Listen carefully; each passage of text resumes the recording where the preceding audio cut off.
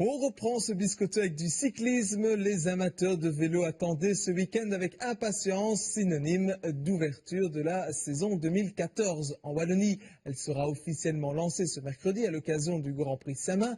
Mais les espoirs et élites sans contrat remontaient déjà en selle ce dimanche pour le mémorial Roger Bosquillon, 18e du nom. Résumé de cette épreuve avec Thibaut Deplanque et Jacques Boucan.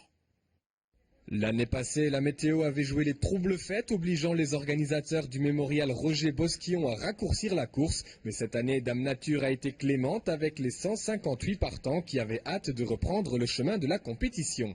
Hier, c'était Omloop het Nieuwsblad et j'ai vu tout le course et j'étais vraiment envie de faire le course d'aujourd'hui quand j'ai vu le course sur la télé. Oui. Comme à Kuurne, Bruxelles-Kuurne, le départ de ce 18e mémorial Roger Bosquillon est donné sous le soleil. Les coureurs devaient effectuer 7 tours d'un circuit de 16,8 km, soit un peu plus de 117 bornes au total.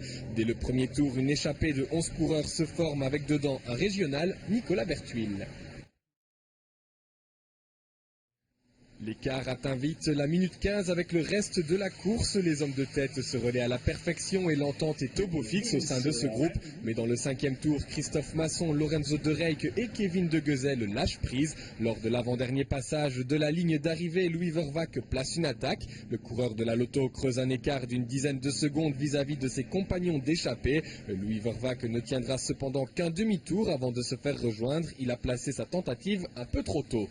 J'ai fait un grand erreur, c'est d'attaquer de 2 tours de la fin. C'était un peu loin pour seul avec le vent. C'était trop dur, donc ça c'est le grand erreur d'aujourd'hui. C'est une de mes spécialités, c'est de rouler seul, mais c'était trop loin, oui. C'était un erreur, oui. Au moment d'aborder le dernier tour, ils sont encore 8 en tête, dont Nicolas Bertuil. L'échappée ira à son terme, même si l'écart avec le peloton se réduit à une trentaine de secondes. Le dernier tour est nerveux, cela s'attaque, mais personne ne parvient à tirer son épingle du jeu. L'arrivée se juge donc au sprint, un sprint qui sourit à Nicolas Bertuil. Première course et première victoire pour l'Avinois.